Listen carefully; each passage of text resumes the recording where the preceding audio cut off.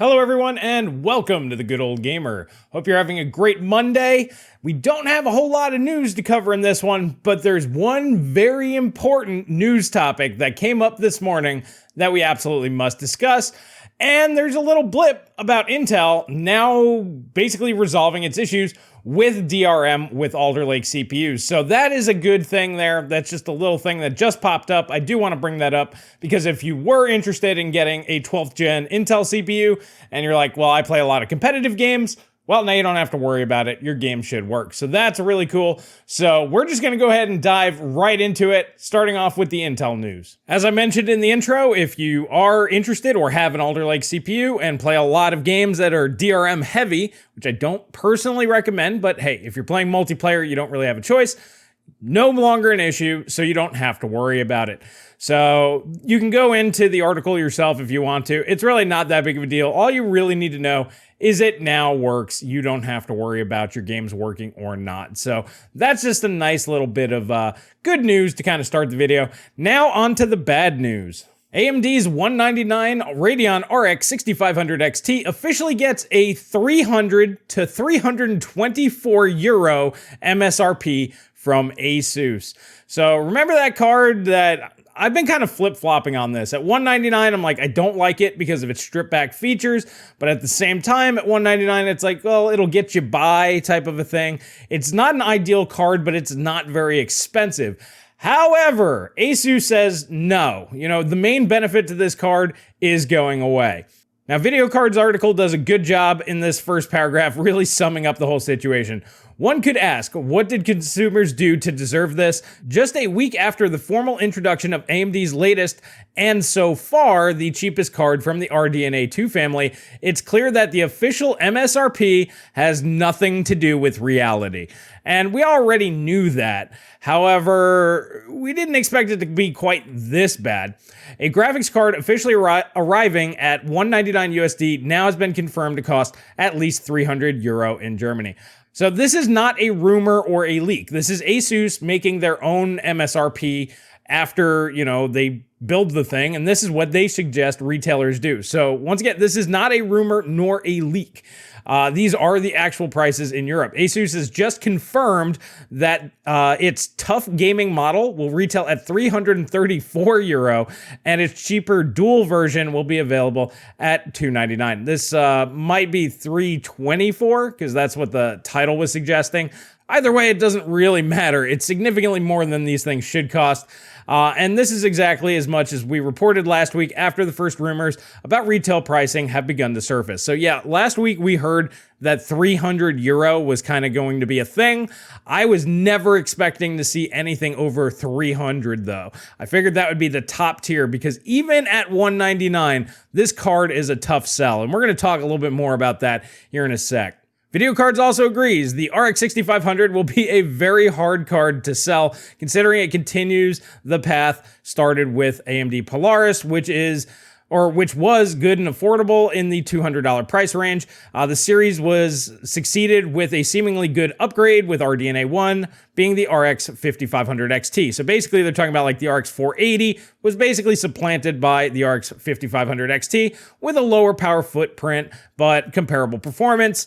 Now, it was also technically cheaper if you think about it. The 199 RX 480 was then 169 as the RX 5500 XT. So yeah, the performance was about the same, but you actually got it at a lower price. Now, with its limited 64-bit bus, PCIe Gen 4 x 4, which is just not a good idea for budget gaming, a lack of AV1 decoding, a lack of H.264 and H.265 encoding, this card will be hard to choose over the GTX 1650 and 1660 series, which already cost just about the same price as the real MSRP, which, yeah, the 1660s are actually quite expensive, but yes, you can get something like a 1650 for about $300 to $350. The 1650 Super right now is about $350 US dollars. Now, I know what you're saying. You're like, Chris, well, those are euro. That has nothing to do with us here in the US. Well, typically the MSRP over there is what we see over here. Paul and I talk about this all the time over on the Techonomics podcast. If you haven't subscribed, there are links down below. We chat about this stuff all the time. By the way, shameless plug, Steve from Hardware Unboxed will be joining us on our midweek podcast. So if you'd like to see the three of us have a chat about, well, this and everything else going on, feel free to go ahead and check that out. So the MSRPs in Europe typically just translate one-to-one. They have higher VAT, but their money is typically valued higher. So it kind of balances itself out. So I would expect to see something kind of similar here in the United States. And when we saw the 6500 XT, I immediately said, these are $250. Let's be real. They're going to be at least $250. And I figured some partners might try to hit the $300 mark because, well, why not? Let's be fair. We kind of live in the why not era of GPUs. You know, try it out, see if it works. If it does, great. If not, you can always lower prices. Now, going beyond 300 is just absolutely mind-boggling to me. Just like I read in the article, all of the limitations of this card, this is as stripped down of a graphics card as AMD could possibly make. Now, in terms of performance, I think it's going to be slightly better than what most people are expecting. It'll probably land around the RX 590, which at $199 with those features missing, I was like, all right, you know, it's one of those like you don't want to like it, but due to its limited VRAM and a bunch of other things, they should have been available at or near that MSRP after launch. So this would be the card where, you know, if your card blows up and you're like, I just need something to get by. You don't need the H.264 or 265 encoding or the AV1 decoding. You just need a graphics card to basically play some games until later this year when graphics card pricing hopefully fixes itself. Yeah, well, if they're going to be $250 to $300 or even $300 plus, that is just not even a real option, to be perfectly honest with you. As they mentioned, going with something like a GTX 1650 at that point kind of makes sense. If anything, maybe these will push the prices of those down a little bit because these will be much faster than something like a 1650 and even a 1650 Super. So with any luck, we can get those for maybe $20 to $50 cheaper than they are right now on the secondhand market. But that would be the better way to go, honestly, at that point in time. So yeah, this is just not looking good. We knew that this is going to be a problem, that these are going to be overinflated. Anybody out there thinking the RTX 3050 will be anywhere near $300 is out to lunch. I'm figuring $350, best case scenario, and likely they'll be selling for about $400 on launch day if these numbers happen to be true. Now, it's very clear that both AMD, the AIBs, NVIDIA, all of these guys, they're trying to maximize their profits as crypto is starting to fall apart. So this is Ethereum over the past month. As you guys can see, it kind of wobbled around for a while, and then it's falling off a cliff. It's down around another 3.5% right now on today as of recording, and got as low as $29.52 or $29.50, so below $3,000 here today, and it's likely to continue to go down. So why are GPU prices continuing to go up when demand will clearly be lower than it has ever been, or at least in the past year or so? And I personally think that's what's going to be the problem, specifically for the RX 6500 XT. Considering how stripped down this card is, nobody's going to want this to begin with. Like I said, the use case for this card is for somebody who's just kind of boned at the moment and does not want to invest a lot of money in a graphics card. Like I said, to most people playing video games, it's a luxury, but it's not worth a lot of money to them. Couple $100 a year in upgrades, and that's about it. I know a lot of you guys watching this go, well, I buy all this stuff. You're the absolute anomaly here. Most people just want to buy the thing, have it do the thing, and be done with it. So this card kind of fit that bill at $199 for most people. Now, at $250 or higher, it's simply just not going to work for the average person. They'll just keep waiting or just give up on PC gaming altogether. Jumping over here on nowinstock.net, as you can see, you can just go out and buy an Xbox Series S from GameStop, Amazon. Walmart had them the other day, and these have been in stock for a very long time, and you can just go buy one, $299, $300. So basically what they're wanting for this graphics card, this delivers similar performance. This has 20 CUs of RDNA 2. The 6500 XT has 16. That has higher clocks. This one has lower clocks, so it'll basically be a wash, except you also get a Ryzen 3600 for your $299, plus you get double the RAM, plus a 500 gig SSD. Now, cards in this price range most people are going to be looking for what's the best value. That's the best value. You can just go buy one. I just showed you. They're in stock. Go get one. If you're like, yeah, all right, I got like $200 to $300 and I want to play modern video games and I want them to run pretty well. There you go. You're done.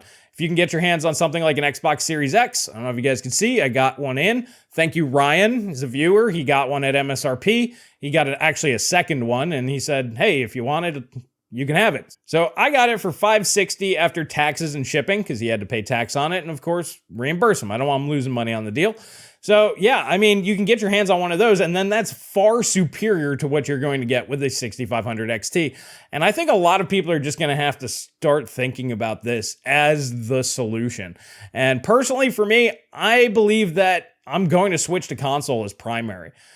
At this point in time, I can't justify these expenses in PC gaming. There are no reasons to game on PC, in my opinion. The reasons why you game on PC way back when was to play PC games. There were a lot of games that did not come over to consoles, did not play well on consoles because, like Command and Conquer, you need a mouse. I know PlayStation had a mouse, but nobody had that. So they just played better on PC because they were designed for it. Nowadays, that's not the case. All games are designed to run on as many platforms as possible, which means all games are designed to run with a controller in mind. Now, what makes things even crazier are things like the Xbox. A lot of games now will start supporting keyboard and mouse as well, which eliminates that as a factor. So to me, there's almost no reason to game on PC for modern games. The main reason to game on PC is to play games that you just simply can't run, or like I said, they don't play well on console. TIE Fighter is my go-to example. Number one, it's a PC exclusive. Number two, you need a flight stick to get the full experience out of it. So yeah, that's what owning a PC is really for. I see a lot of the PCMR guys out there. Well, it's all about the high res and the high frame rates. If you're into that, that's fine. But most people don't really care. I still suggest you just get an OLED, and if you play mostly single-player games, 60 FPS on an OLED is probably going to do you on the vast majority of titles. If you're going to play something that's fast-moving, then yeah, you might want to go ahead and get something that could push 120 FPS. But past that, you don't really need a whole lot more if you have a good display. This is what I keep saying. So to me, the argument that PC gaming is this big and great thing is basically fading away. Yes, you still have the mod community and things like that, but that typically only counts for older games as well. So we're basically getting to the point where something like a 6500 XT would have been good at $199 because it can run all of those games that I'm mentioning. So yeah, I'm pretty much over it. To me, PC gaming just is not worth the premium that they're asking for now. Entry-level PC gaming cards are now on the level of entry-level consoles, an entire system that will play all of the games just fine. We did see it running the new Matrix Awakens demo. Yeah, it doesn't look the best, but it runs it. And, you know, if you're really sitting there going, I need better than that right now, well, you can get that, but it's going to cost way more. And honestly, I'm tired of supporting these guys. They can all go to hell. I'm not going to be giving them my money anymore. The guys on the CPU side are doing really well with AMD and Intel, and it's a real shame. The 12100 and the 12400, great CPUs, but these guys are just destroying the graphics card market, and they've pretty much destroyed PC gaming as a whole. NVIDIA, I think, wants to do it. If you saw their CES keynote, it looks like they want to push everybody to cloud streaming. Personally, I just won't play new games if that's the case. If it doesn't run well enough on the Xbox for me, well, then I'm just not going to play it. And point blank in the period. So game developers out there, you need to really start yelling at these guys because they're destroying your customer base. I'm not the only one that feels this way. I know you guys do as well. Many of you do. I've heard from you guys. A lot of you guys have already switched to console. Keep PC as your plan B option. So like if something runs at 30 FPS on the console and you don't want to deal with that, just wait until you can get a cheap graphics card that can run this game at 60 FPS. Might be 5 or 10 years later, but you'll be able to do it and just play the games later. Stop giving these people your money. Game developers will eventually start losing money. They're not going to like this. And yeah, that's really the only option that you have. It's just stop buying these things, find a different hobby, and move on. So unfortunately, that's kind of where I'm at.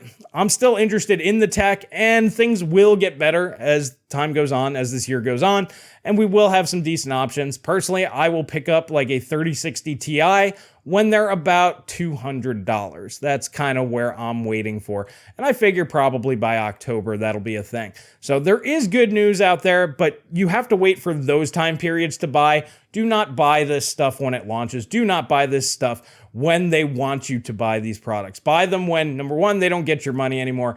And number two, buy it when they deserve it. And I'll let you know when these guys bring out products that are worth buying. But until they do, I'm just going to say don't buy anything. Don't support them. Let them starve. And yeah, that's all you can do. That's all I can do. So the only recommendation I can have for you. If you want to hear Paul, Steve, and I chat about this even more, coming up, it'll be Wednesday evening. It'll be 7 p.m. Eastern time. That's when we will be going live over on the Techonomics podcast channel. So we'll be talking about this and pretty much everything else. Super excited about that. I also want to hear your guys' thoughts down there. Are you thinking about switching to console as primary, make PC secondary, use it for work, and then whatever games that you need it for, just have the bare minimum hardware to get those games to run? That's kind of where I'm at. So I want to hear your thoughts on that in the description. Are you guys kind of over it as well and just wait for the super deals to come out and then take advantage of the market? I really want to know. Or are you guys just going to keep supporting these guys no matter what? I want to know that as well. So let me know down in the comment section below. If you like videos like this, please smash that like button. Please subscribe. Please share with friends. That really does help me out. And that's really all I have for you guys here today. And I'll catch you guys in the next video.